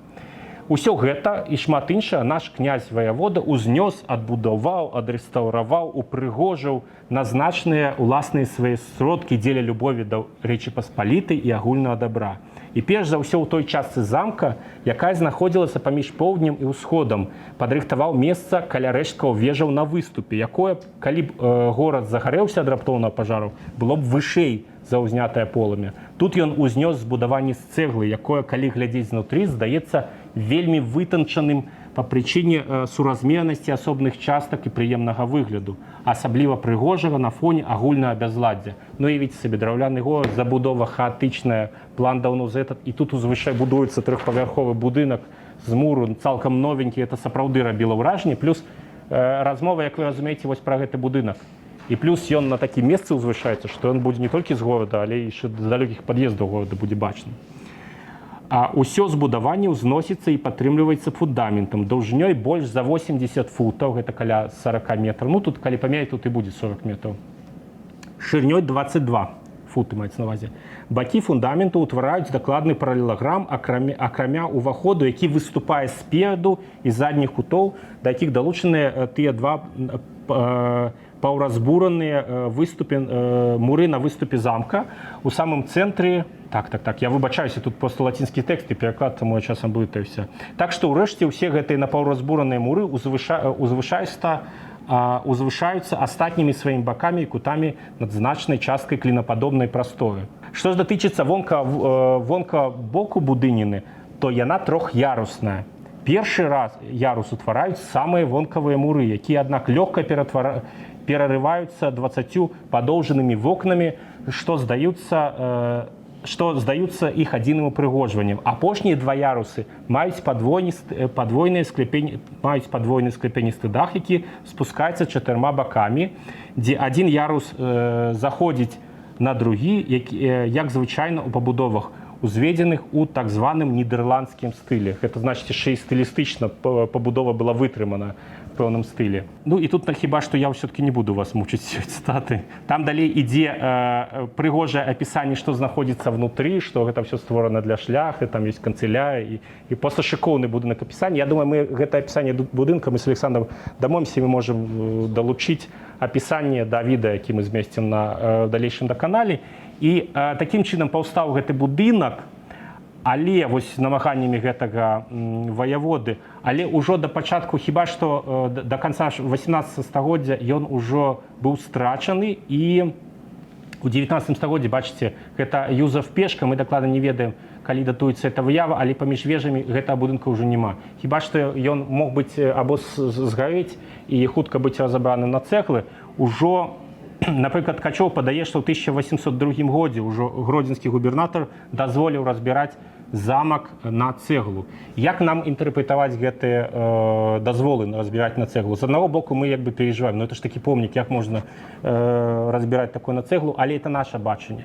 Для людзей таго часу гэта была проста страшная руіна. Мало таго, горад знаходзіўся в дрэнным стане, не было бруку, не было комінаў, частыя пажары, і трэба было ратаваць горад, а вось гэтыя все разбурэнні, все гэтыя разваліны можна было пусціць на гэта, і мы ў тым ліку маем такі цудоўны, я працытаваў уже зусім апошняя цытата, працытаваў рапорт аднаго з мясцовых чыноўнікаў, які хіба датуецца сярэдзіне 19 стагоддзя. И вот послухайте, что там пишется. В подведомственном мне городе Новогрудке на старом бывшем замке находятся еще остатки оного и совсем ни к чему не способные башни окровли сломанной. Входя в нужду многих меня просящих жителей города, осмелюсь доложить с прошением позволить те две старые башни сломать для пользы городских жителей, ибо ни в чем город так не нуждается, как в каменьях, нужных для бруку. А ровно таковая же нужда в кирпиче, а камень, если соизволите, чтобы ломать те башни, обратятся на брук, а кирпичи отдадутся местным бедным жителям, не имеющим состояния. Вывести трубу за крыши, без которых часто город подвергается опасности.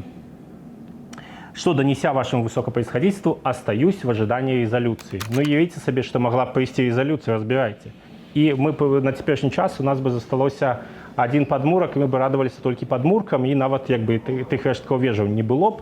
І гэта была дастаткова нармальная сітуацыя. В 19 стагоддзі многія замкі пайшлі на цэглу, таму што цэглы было мала, і яны былі ресурсам гэта. Але ўжо в сярэдзіне 19 стагоддзя з'явілася все-таки ўяўленне, што замак з'яўляецца сабой архітэктурнай каштоўнасці, яго трэба захоўваць, і улады расійскія не далі дазвол на разбор цэглаў, і дзякуючы гэтым, ну, не хочацца моцна хваліць, як бы кансервацыі не было, вежы працягвалі разваліцца, але тым не менш нешта захавалася, і мы гэтаму можам цяпер радавацца. Дзякуй за увагу, і калі ёсць пытанні, з радасцю на іх адкажу.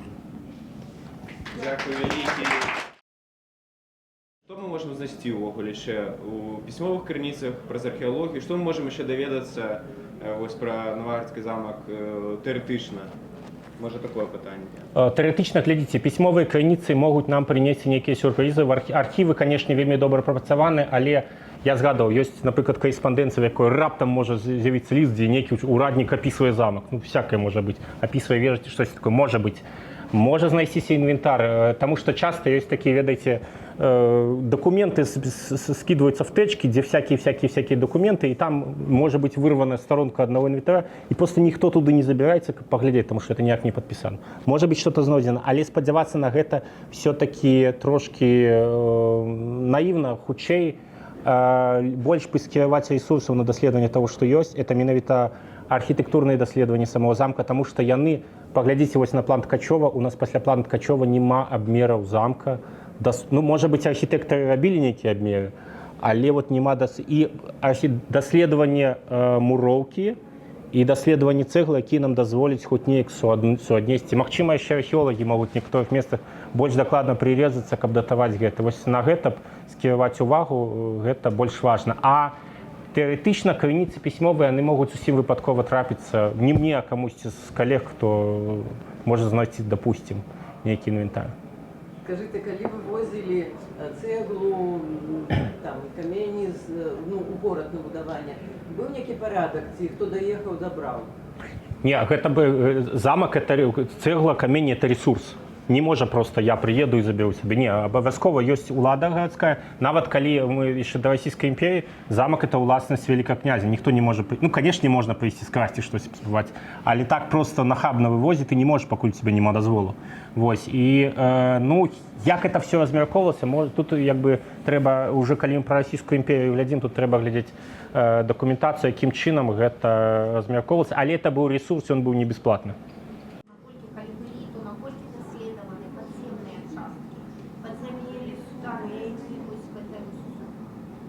Ну, это цудоўнае пытанне, ведаеце, як... Можете трошки паўтарыць, каб там хто-нибудь... Да, пытанне, ці наконт падзямелляў, сутарэння ў замку, ці яны даследаваны і наколькі гэта вядома. Ну, па-першае, як бы тэарэтычна, калі будуюцца нейкія жылыя пабудовы, то пад імі могуць так званыя піўніцы, як па-польску кажуць, ці падвалы рабіцца. І вось пад гэтым палацам, як бы, ну, там разрыта вось гэта вось, я не ведаю, наколькі это правильно назваць археалогіяй. Ну, это в основном праблемы польскай міжваеннай археалогіі, там, дзе таксама методыка была не самая лепшая. Але такіх добрых падвалаў скляпеністых хіба там нават не было. Пад вежамі таксама. Вось цікава было б, напрыклад, даследаваць вось эту студню, вось гэтую, вось калодзежную вежу, якое студня. Вот зарыцца, таму што чым цікавая студня, таму што студня это натуральная сметніца. Калі перастаюць выкарыстоўваць, то народ пачынае скідваць туды всякое ламачча. А ламачча для нас 14-15 стагоддзя это просто фантастыка, бітая кафля просто, ну. І вось студня я не чуў, каб яе, напрыклад, даследавалі. Іншая справа, што часта, калі ёсць замак, то абавязкова павінен быць ход. В нашем выпадку внесвішці мір абавязкова. І нават вось гэты Гютлі, он пісаў в сваёй кнізе цалкам сур'ёзна, што мясцовы кажуць, што вот тут, дзе стаіць ход, ён там ідзе в внесвіш. Ну вот я просто в шоку. Вот уявіце сабе, вам прапануюць з Новаградка прайсцісь в мір па падземным ходзе.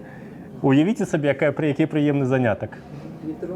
Ну ладно, князь Радзівіл мог сабе там пабудаваць, там падсвяціць, это пабудаваць сабе хайвей такі на вазах катацца. Ну, сэнс тым, што в этом не было сэнсу. Падземныя хады былі форткі для выхаду з замка, але ізноў жа мы не ведаем, былі такія, скажам, в брамах, вот, напрыклад, каля брамы маглі нізка дастаткова зрабіць фортку, каб можна было не бачна выйсці, каб ніхто не бачыў. Ну, в сэнсе, калі ты в аблозе, каб можна было выйсці, каб ніхто не бачыў. Але будаваць нейкія хады далёкія, ну, прынамсі, в нашым рэгіёне я не ведаю такіх вось правереных выпадкаў, каб ход быў хаця б на які-небудзь 100-200 метраў ад замка, скажем так. Ну, і, адпаведна, гэта такія прыгожыя легенды, якія мусяць быць в кожным замку. Так, я хочу ось на это пытанне асабістыя ўспаміны, з вашага дазволу. Конечно.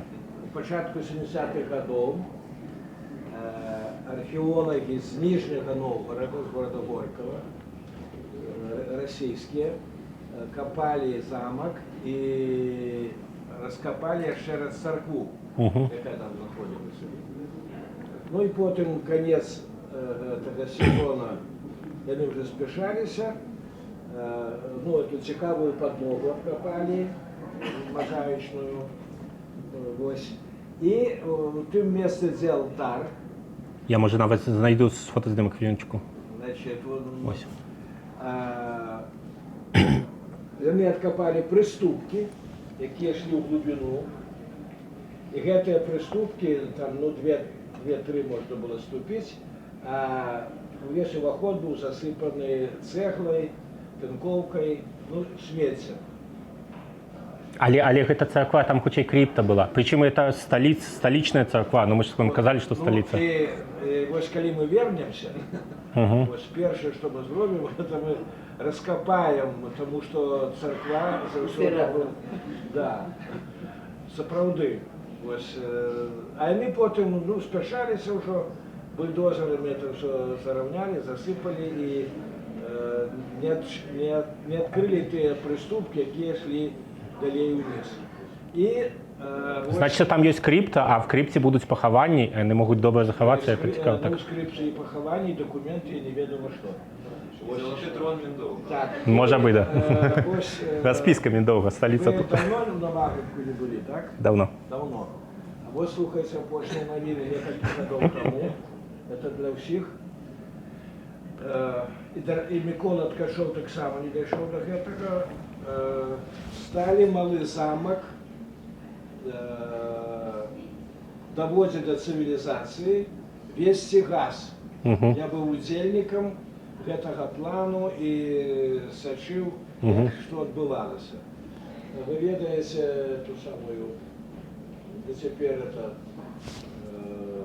страховая фірма, так? Злева ад яе экскаватор, яны цягнули, наткнуўся на Экскаваторные раскопки наши любимые. на фундамент, стали копать далей.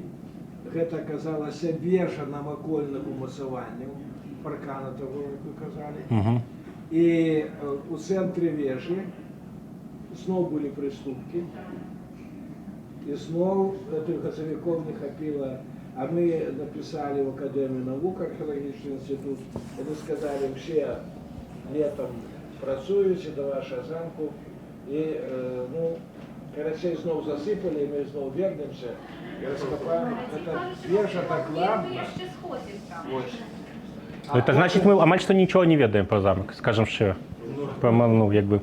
Ну, я здзівіўся, што гэтую вежу вось знайшлі ўжо ў наш час, і ніхто і далей, калі б сталі праводзіць газ да кожнага дома на малым замку, у замчышчы, кожны дом гэта была сцяна. Вось першая частка фундамента это замкавая сцяна. Вось таких валуноў. Короче, вот той самый мур, про який я сказал, 1589 года. Так. Ну, а куди дзявалася цегла у майго сябра на малым замку дом, і вся эта плінфа, гэта яго... Пальчатка хутчэй, плінфа это русская часть, а там пальчатка такая, велизарная, буйнопомерная цегла. Ну і потім ще ж була вежа, якую размыли бронспойтами. Это была млын был на самом конце. Вось, і гэты млын так само стаяў на такой многокутным Падмурку. Але праблема в чым, разумееце, калі вы бачыце падмурак, трэба, каб прыехаў спецыяліст, які можа это датаваць правільна. І вот тут праблема. Калі як бы рабочыя скапаюць нейкі стары падмурак, ну што гэта, як бы сходу так не... Може бути Потрібна атрибуція. Так, у нас в Zoom люди є, може вони які питання мають, то у нас тут як була репрезентація для всіх.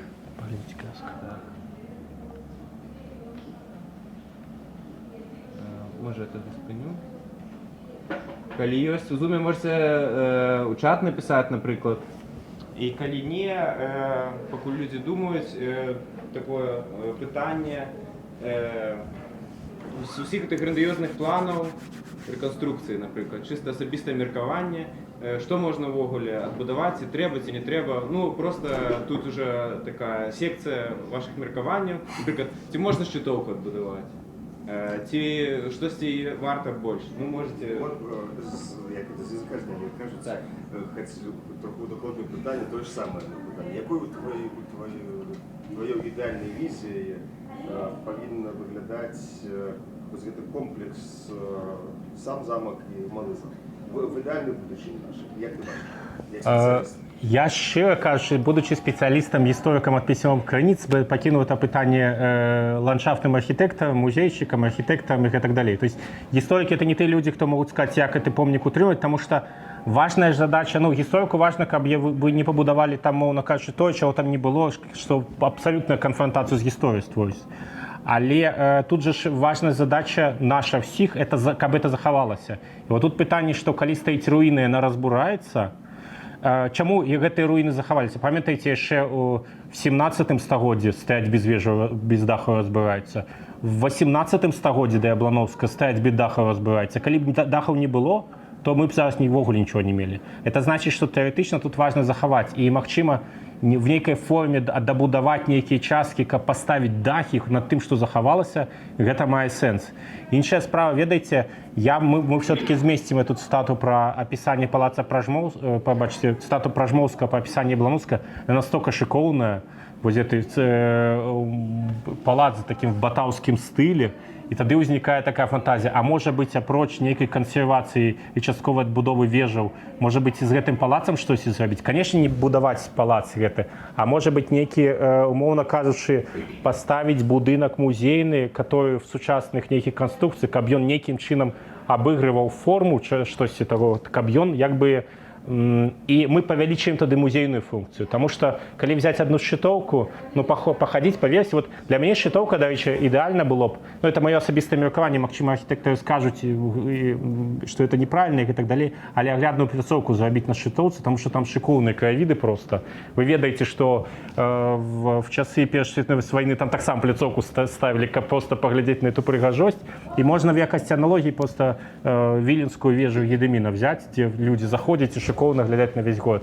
Наваградская вежа в плане в тым, что мы не ведаем, что наверсе было, и мало того, мы не будем всех подманывать, ставячи там некие завершения этой вежи, а мы можем аглядную пляцоўку зрабіць, як бы, і гэта было б шикоўны вариант. Але вось пытанне для мяне якраз таки, ну, наконт вось гэта палаца цікава, потому что зараз это просто подмурки, якія в принципе, ну, нікому не цікавы, ідуць нейкія стужкі муроў, што з імі рабіць, ну, як бы, ну, і плюс, калі ідзе сверху кансервацыя, то ты не бачыш сапраўды гістарычных рэчаў, ты бачыш просто кансервацыю. А калі тэарэтычна даць архітэктарам магчымасць пабудаваць двухпавярховы будынак музейны в нейкіх такіх цікавых тэхналогіях і зрабіць там нейкі суперцікавы культурны, скажем, і важны для Наваградка і для прыцягнення гэта аб'ект, то это было б як бы, ну, цікава. Калі, вы ж ведаеце, калі паглядзець на 50-е гады Тракальскі замак, так там таксама тарчалі два гнілыя, ну, крыху вышэйшыя. Але літоўцы ж узялі, ні на што не гледзячы, і зрабілі.